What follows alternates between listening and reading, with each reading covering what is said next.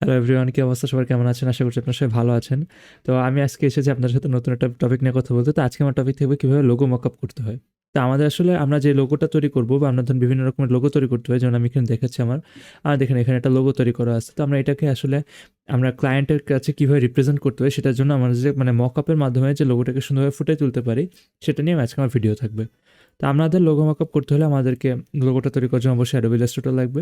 And মকআপটা তৈরি করার জন্য বিভিন্ন রকমের মকআপের জন্য বিভিন্ন রকমের পাওয়া যায় অনলাইনে, সেগুলো থেকে আমরা একটা অ্যাডোব ফটোশপের মাধ্যমে লোগো মকআপটা তৈরি করব।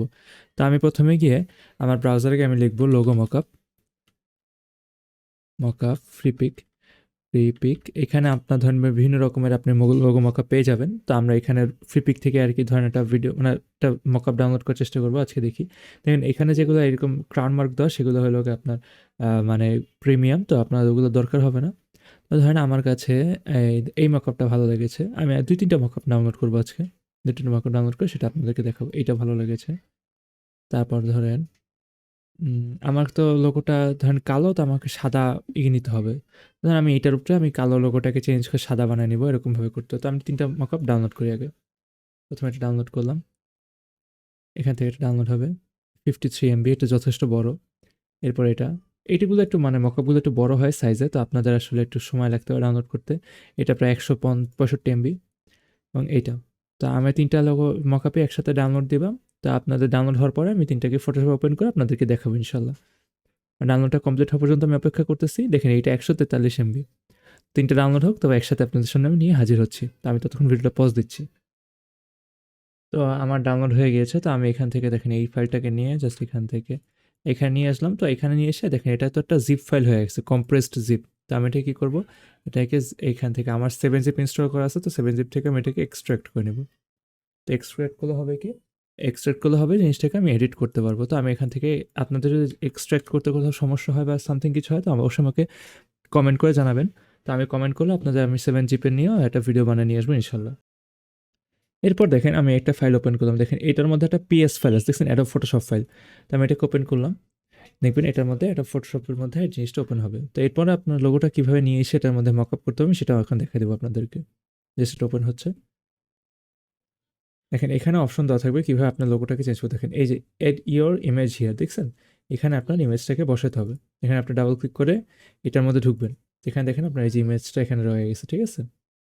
আর কী বলছে, প্লেস হোল্ডারটা কোথায়, আমার গ্রাফিক কন্টেন্টটা কই, আচ্ছা এইটা। দেখছেন এখানে আমার এই লোগোর 3টা ফাইল এখানে দিয়ে দিচ্ছে। তো আমি এখানে কী করবো, এই দুগুলোকে রিমুভ করে আমি আমার যে এখানে লোগোটা আছে সেই লোগোটাকে এখানে নিয়ে আসবো। তো আমার এটা কীরকম মকআপ আমাকে দেখতে হবে আগে। মকআপটা হলো আগে সাদার উপর তার কালো ব্যাকগ্রাউন্ডটা, ঠিক আছে। আমার এখানে যদি কালো হয় লোগোটা তাহলে কোনো সমস্যা হবে না। তো আমরা কী করবো, এটাকে এক্সপোর্ট করবো। এটাকে একটা এক্সপোর্ট দিলাম, আমি ডেস্কটপে একটা এক্সপোর্ট দিব আমার। আচ্ছা দেখি আমি মকআপ ফোল্ডারটাতে এক্সপোর্ট দিই। এখান থেকে এই ফোল্ডারটার ফাইলটা প্যাথে কপি করে এখানে একটা এক্সপোর্ট দিব আমি। এখানে এক্সপোর্ট দিলাম আমি, ঠিক আছে। তো এখানে আমার ফাইল ফোল্ডারটা ওপেন হবে। এখানে আমার এইটা ফাইলটা ওপেন হয়ে আসছে, ঠিক আছে। তো আমি এইটাকে কী করবো, এই লোগোটাকে আমি ফটোশপে নিয়ে যাবো। তো আমি ফটোশপে এখানে ড্র্যাগ করে রেখে দিলাম। এবার এন্টার দিলাম। এরপর কী সেভ করলাম আমি। তো এই লোগোটাকে একটু ছোট করে আমি কন্ট্রোল-T দিয়ে আপনি লোগোটাকে ছোট বড় করতে পারবেন। তো আমি একটু ধরেন ছোট করতেছি এটাকে। অল্টার আর অল্ট ধরে আমি এটাকে ছোট বড় করতেছি, অল্ট ধরে, শুধু অল্ট ধরে আমি এটাকে ছোট বড় করে আমার এটা আমি পরিমাণ মতো সাইজে নিয়ে আসলাম এবং আমি এটাকে কন্ট্রোল-S দিয়ে সেভ করলাম। দেখেন এখানে আমার লোগোটা কিন্তু মকআপ হয়ে গেছে, দেখছেন এখানে কিন্তু আমার সেই লোগোটা চলে আসছে। খুব সুন্দরভাবে জিনিসটা কিন্তু এখানে ফুটে উঠছে, ঠিক আছে। এখানে একটা দেখালাম, এখানে আরেকটা দেখে আপনাদেরকে। এই মকআপটা কালো, তো আমরা আসলে এটাকে পরে করবো, আমরা এই মকআপটা আগে করি। এই দেখেন এখানে আমার লোগোটা আসবে। তো আমি এখানে ফাইলটা ওপেন করি। ওপেন করে দেখেন এই যে double click to change the design, তো এখানে ডাবল ক্লিক করলাম আমি। No thanks. তো এখানে আমার এটা দরকার নাই। তো আমার কি করব, আমি এই যে এইখানে আমার এটাকে চেঞ্জ করতে হবে। তো আমি কি করবো, আমার লোগোটাকে নিয়ে আসি আমি এখানে, এইখান থেকে আমার লোগোটা। তো আবার সেম এটাকে একটু ছোট করি আমি, ছোট করে এখানে এনে রেখে এন্টার দিয়ে সেভ দিলাম। দেখবেন এখানে আমার এই জিনিসটা দেখছেন সুন্দর মতো চলে আসছে। তো এভাবে আপনারা বিভিন্ন রকমের মকআপ তৈরি করতে পারেন। তো মকআপটা তৈরি করার জন্য এখন দেখেন আমার আরেকটা লাস্ট একটা মকআপ করবো। তো এটা দেখেন এটাকে আমি কি করবো, সাদা বানিয়ে ফেলবো, কারণ আমার মকআপটা কী হবে, কালো এসেছিল, তাই না। দেখেন আমি এটা একটু সাদা করে নতুন একটা এক্সপোর্ট করলাম, আমি এক্সপোর্ট দিলাম। এটা ওই ফোল্ডারেই সেম ফোল্ডারে আমি এক্সপোর্ট দিলাম। দেখেন এখানে একটা সাদা একটা মকআপ আসছে। আমি এবার ৩ নাম্বার যে আমার মকআপটা ছিল এইটা, এটাকে ওপেন করব। দেখেন এইখানে আমার কি করবো, এই যে ইওর ইমেজ হিয়ার, প্লেস হোল্ডারে এখানে জাস্ট আমি গ্রাফিক কন্টেন্টটাকে সরাই দেবো, টেক্সটটাকে সরাই দেবো, সরাই দিয়ে আমি আমার এখানে সাদা যে লোগোটা সেটাকে নিয়ে আসলাম, একটু ছোট করে দিই আমি। অল্ট ধরে ছোট করলে একটু আপনার ঠিক হয়ে যাবে, একটু ছোট করে দিলে আপনার জন্য সুবিধা হয়, দেখতে সুবিধা হবে। এবার আমি সেভ দিলাম, সেভ দিয়ে দেখেন আমার ৩টা কিন্তু লোগো হয়ে গেছে, দেখছেন ৩টা মকআপেই আমার লোগোটা সুন্দরভাবে বসে গেছে। ঠিক আছে?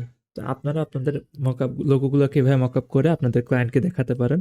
তো এগুলো আসলে খুবই ইজি কাজ। তো আপনাদের আসলে মেইনলি লোগোটাই কাজ করে শিখতে হতো। আপনারা যদি এরকম নিজেদের আলাদাভাবে এরকম মকআপ শিখতে চান তো অবশ্যই আমাকে কমেন্ট করে জানাবেন। তাহলে আমি আপনাদেরকে কিভাবে এরকম মকআপ তৈরি করতে হয় ডিরেক্টলি। আমরা তো এখানে লোগোটাকে প্রেস করে মকআপ করছি। কিন্তু লোগোটা প্লেস করার আগে যে কাজগুলো সেগুলো আপনাদের সাথে আমি ইনশাল্লাহ নিয়ে আসবো, যদি আপনারা আমাকে কমেন্ট করে জানান যে আপনাদের এগুলো প্রয়োজন।